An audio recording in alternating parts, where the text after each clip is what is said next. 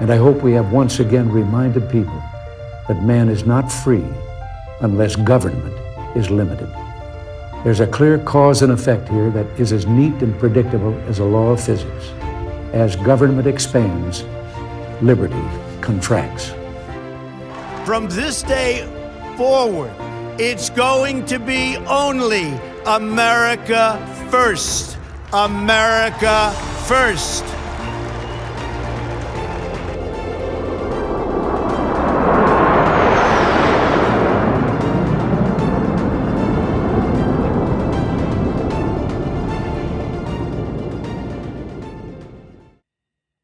Welcome back to the Liberty Podcast undisclosed studio, but I'm back on North Carolina soil. Last week, you may recall that we came to you from a location outside of North Carolina, which I could not disclose for, security reasons.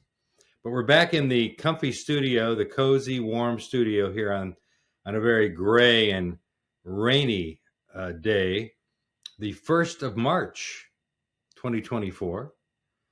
I spent several hours of today's raininess over in beautiful Southern Pines at the West Southern Pines Community Center, whatever that is, where they're conducting early voting.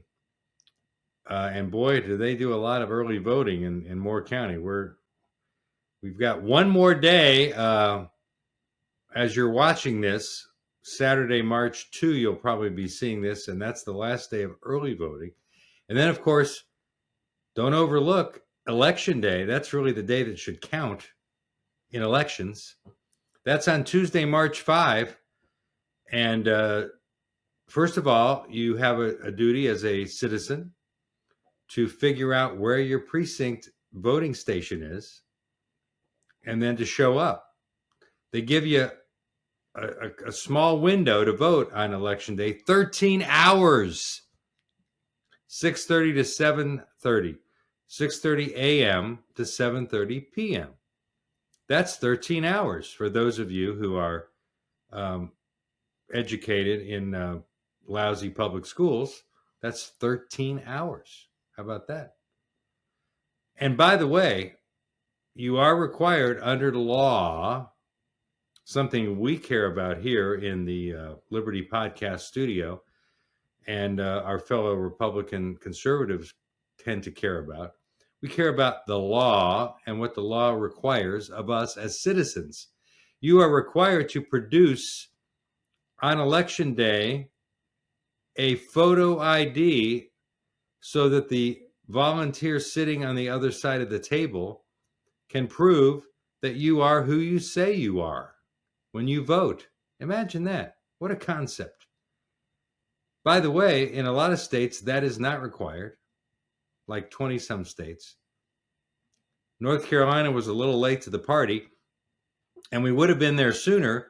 We voted for it like 5 years ago, but our little Marxist Attorney General, Josh Stein, who I would like to run through a wood chipper, has held it up in the courts for many years, claiming that requiring a photo ID of our voters is somehow racist. Really? Well, I was just at an airport the other day, and everybody getting on a plane had to have a photo ID. And believe me, you don't need to pass an IQ test to get on an airplane, but you do have to have a officially approved photo ID, driver's license, passport, or something else. Not your Costco membership card. That doesn't count for all of you loonies listening at home. But get this. Election Day, Tuesday, please go out and vote if you have not already. It's important always to vote. Always to vote. And I do care who you vote for, but that's a whole other discussion.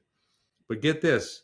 In the official mailer from the North Carolina State Board of Elections,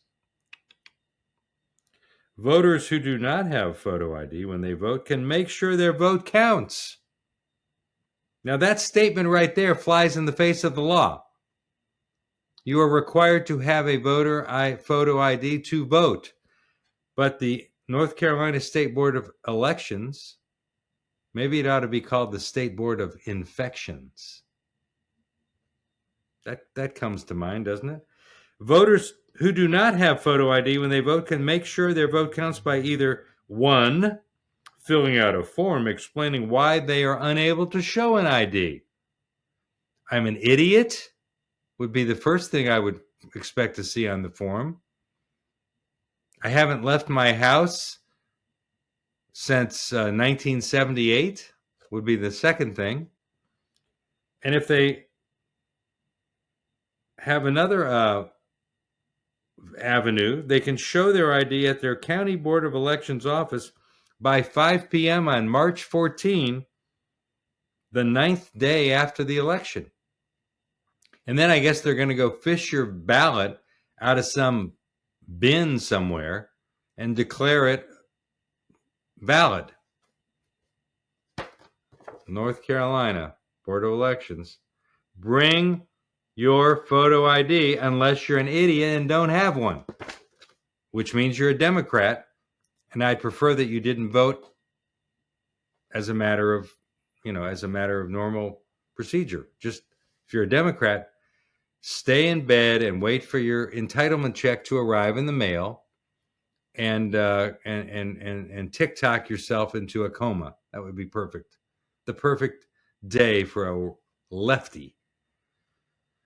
Now, we love to support our Republican representatives in the House in Washington, D.C. But I have to say that a tweet that went out today from the Speaker of the House, Mr. Speaker, his name is Mike Johnson. He was the guy who we gave the privilege of the speakership to when we eradicated the rhino Kevin McCarthy from the speakership earlier, at the end of last year, actually. Time is slipping away, isn't it? So what has the House under Mike Johnson not done? Because that's what we really need to focus on. They have not forced, with a Republican majority, they have not forced the security of the southern U.S. border with Mexico. They have not compelled the President of the United States, a doddering old man named Joseph Biden, to secure our border. They have not done that. They can do that. How do they do it? Because the House controls the federal purse strings, the budget, the flow of money into the coffers, the vacuous coffers of the federal government, right? And even Mike Johnson, who says he's a conservative, a fiscal conservative, who was brought in as our savior as Speaker of the House, won't make it happen. He won't make it happen. He had a very clear choice. Tonight at midnight, the government was going to shut down, which means it, according to the pundits, runs out of money, which is, obviously nonsense. The federal government of the United States of America is never going to run out of money. But they like to put it in that context in order to allow the media to become unhinged at the thought that, oh my gosh, federal parks may be closed because the federal government has not been funded and it's the fault of the Republicans. Right? That's what they always say. And we're kind of tired of hearing of it, aren't we? We're very tired. I am weary of it. I can't tell you how weary I am. But the House of Representatives, under the leadership of Mike Johnson, could very easily say this: secure the federal border, or we will not fund the government. Shut down the border or we shut you down. That's all he has to do. But he doesn't have the stones, the gonads to do that. And he's aided and abetted by people like North Carolina Congressman Richard Hudson. Now, I did note that Hudson failed to vote in the last continuing resolution vote, I almost said revelation. The continuing resolution vote, Hudson did not vote in it. Good for him. It's better not to vote for toxic things than to just go along with the crowd of the 435 members of the House. So thank you, Richard, for once doing something that shows you might have a slightly forming spine. Very good. But all these guys had to do was say, no government funding until the border is secure, and they wouldn't do it.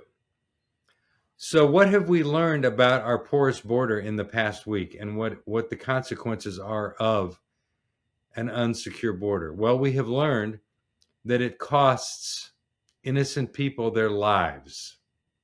Okay? Now, think about how important nurses are to our healthcare system. Okay? And this is where I get really angry about this whole situation. Someone invited me last spring to go and watch the graduation of the nursing school class at Sandhills Community College. And it was a really moving event. I was not expecting it to be as inspirational and as emotional to me as it was. But why was that? Because you see these, I don't remember, I think it was about 80 graduates coming on stage to receive their diplomas from Sandhills Community College as certified nurses to go into the medical community and, you know, make people's lives better by taking care of those who are ill and infirm. And I have never seen a more inspired group of young people as they came across that stage to receive their diplomas. And they were wearing their nursing uniforms. And it really got to me, as it is right now, because I realized that education still matters when we educate young people to make a difference in this world. And why do I bring this up? Because in the state of Georgia, there is one nursing student who will never go to work as a nurse because President Biden and the Democrats killed her. And Republicans are complicit in her murder. Laken is her name. Laken Riley of Georgia, outside of Atlanta, was out for a run. She's a University of Georgia nursing student. Many of you have probably heard her name by now, but you won't hear it out of the lips of the President of the United States, Joe Biden, who has yet to acknowledge the tragedy that is her death at the hands of an illegal immigrant. She was out for a morning run in beautiful Athens, Georgia, home of the University of Georgia, where she was encountered by this Venezuelan criminal who had not only come across our border illegally, but had been arrested and let go in New York. And he made his way to Georgia, to the woods outside of the UGA campus. And there he encountered Laken Riley.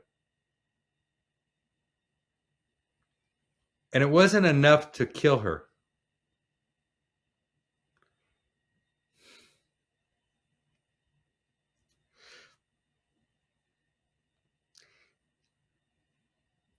He had to crush her skull in the process of murdering her.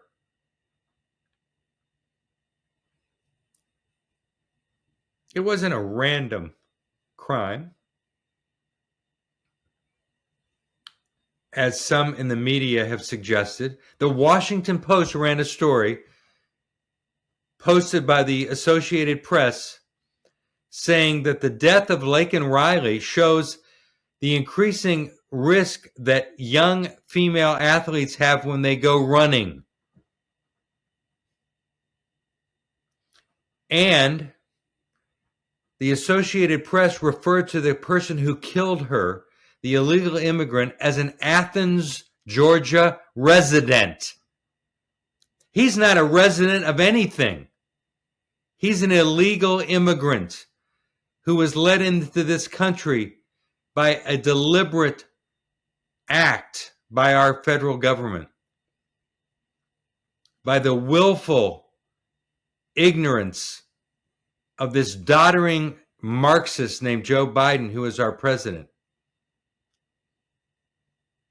And Mike Johnson, the Speaker of the House, and Richard Hudson, the number 4 member of Congress, could have stopped this, not just during the last negotiation about the continuing resolution, but at any time over the past several years, by saying, you secure the border or we shut the government down.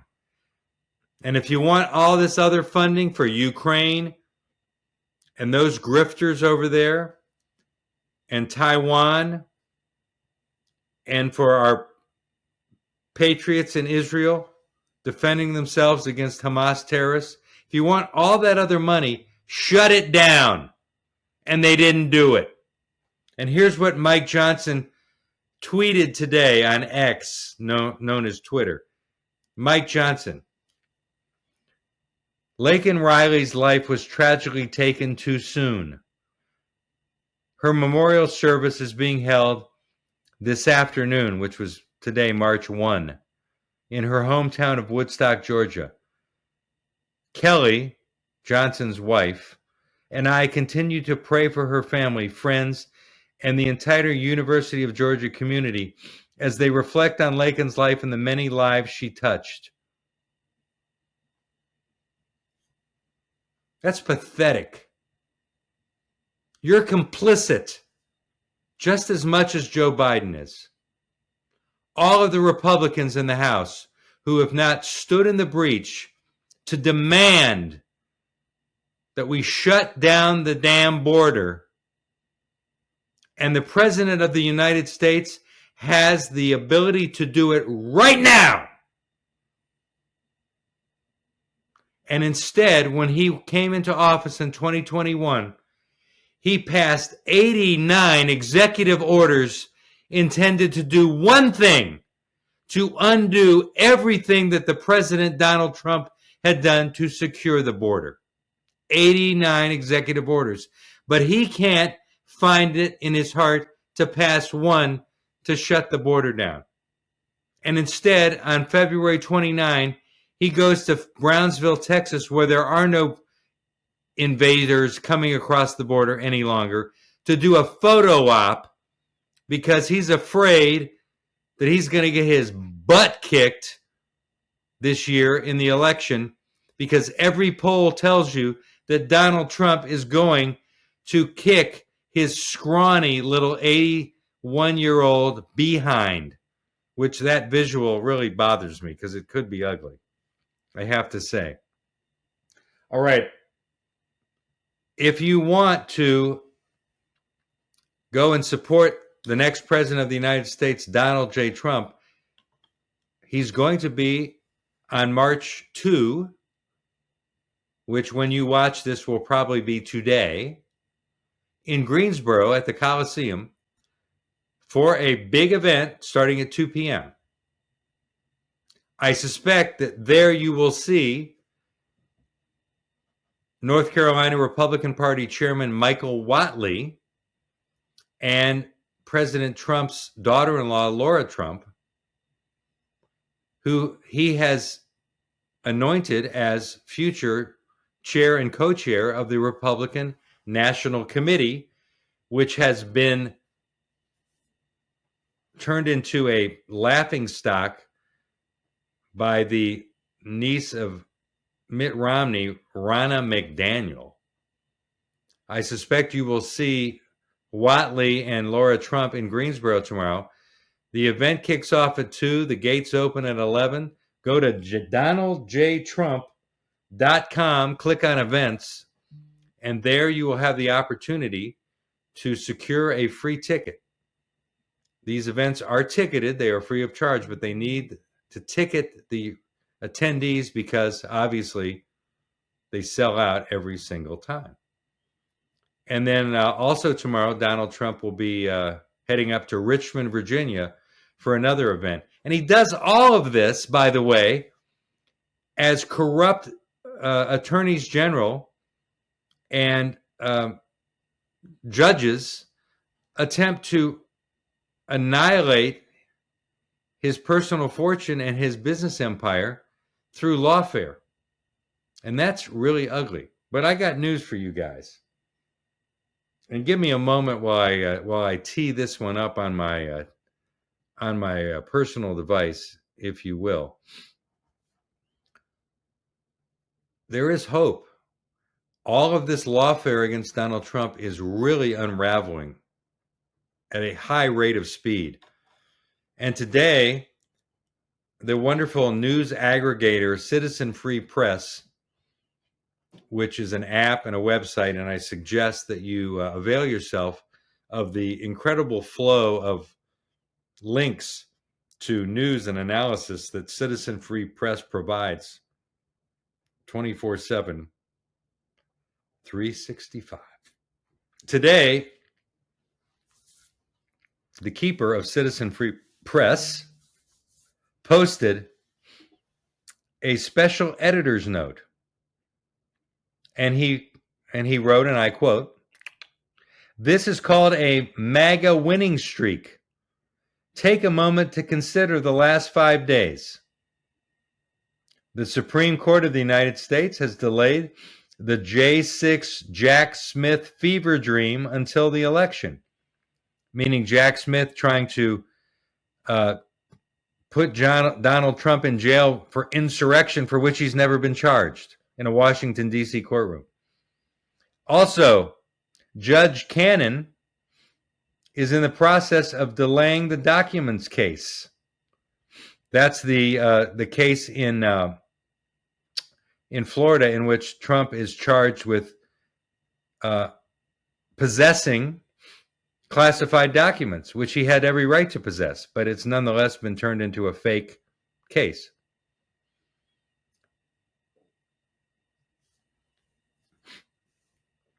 In Georgia, Fannie Willis and her boyfriend Nathan, the scumbag who takes his payments in cash, are likely to be removed from the case, delaying and perhaps ending the ridiculous RICO persecution of Donald Trump. Ronna McDaniel, who I previously referenced, will be out of our lives, with Senator Mitch McConnell close behind, who announced earlier this week, feeling a little sleepy at the age of 82, that he was going to, in November, relinquish his Senate minority leadership position, Senate Republican minority leadership position, because he's a little compromised, dare we say. So Mitch is out the door, although he's going to be a U.S. Senator through the end of 2026. He's actually not resigning from the Senate. He's just stepping down as the leader of the Republican Party in the Senate. It's kind of a half of a victory, I guess you might say. And a blowout Bloomberg News poll today shows Trump leading in all 7 swing states, including North Carolina. This is a week to celebrate America's future. Yes, it is. But then Mr. Citizen Free Press tells us that there's more to be excited about, more to be optimistic about, and Lord knows we need it. Victories still to come include SCOTUS, the Supreme Court of the United States, for Democrats following along who don't understand acronyms. SCOTUS denying Colorado and all 14th Amendment challenges. The 14th Amendment challenge is that Trump can be removed from the ballot for allegedly leading an insurrection on Jan 6, 21. SCOTUS likely to side with Fisher in Fisher v. United States and throw out cooked up J6 obstruction charge against Trump and 300 fellow political dissidents. And the ultimate victory in November. We must turn out the vote in numbers never seen and only imagined in the warped skulls of career political consultants. 100 million votes for Trump. That's the way that we exceed the margin of fraud. If you have 100 million votes for Trump, even if they cheat like there's no tomorrow, like they did in 2020 with the mail-in harvesting, if we have 100 million for Trump, it's bye-bye Joe. He's off to the senior living community where he should be right now. And actually, the White House has become a small satellite senior living community. Never thought that would happen in my lifetime, but it's a tragedy. Let's refer to the roster of information. Oh, yeah, you're going to love this. I got to share this with you.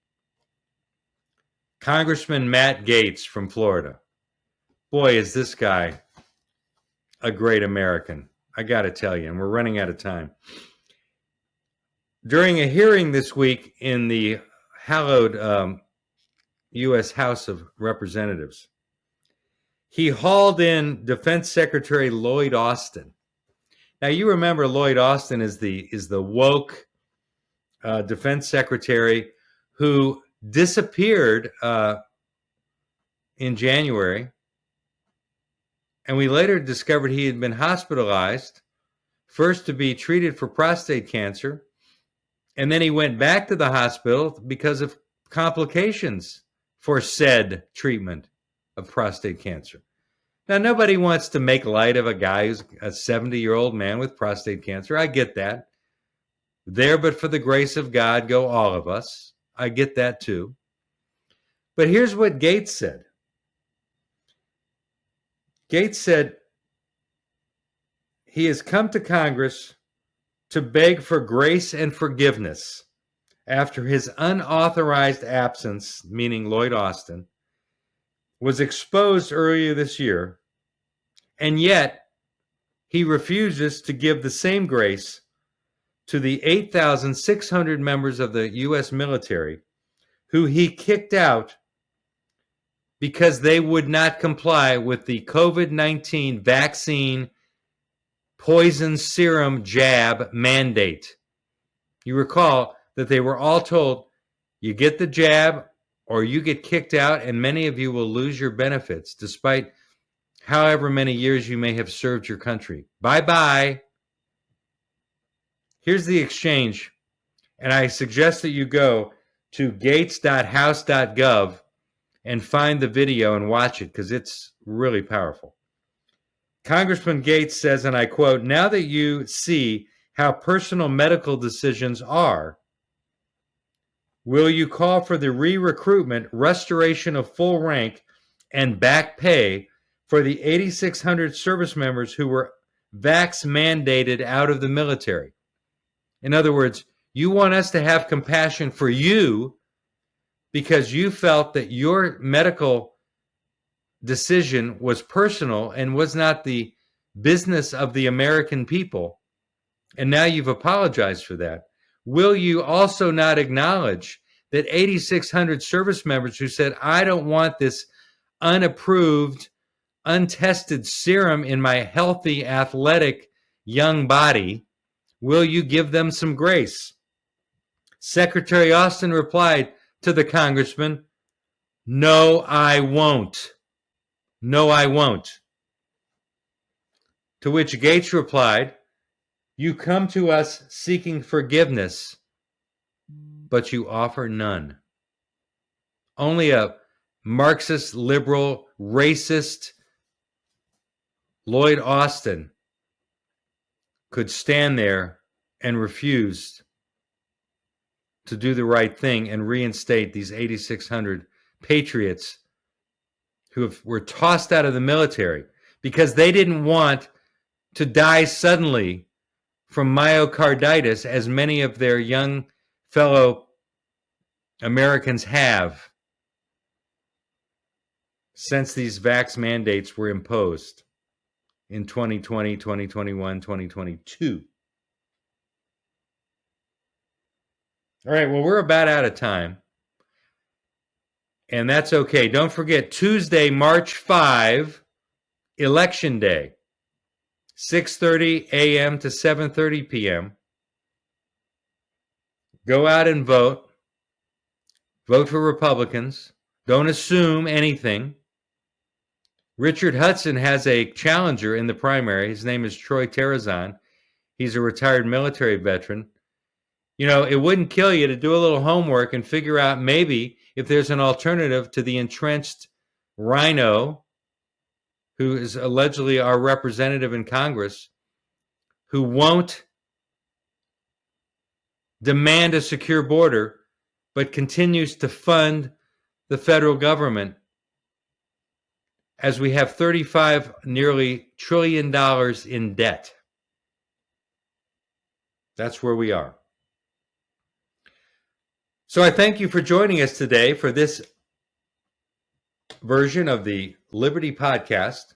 I hope you share my compassion for those who are being murdered by illegals crossing our border, and my passion for requiring our elected officials to do the will of their constituents. If you do those two things, pray for the victims and the future victims of our open border and their families, and demand that our elected servants act as such and carry out our will in the halls of Congress.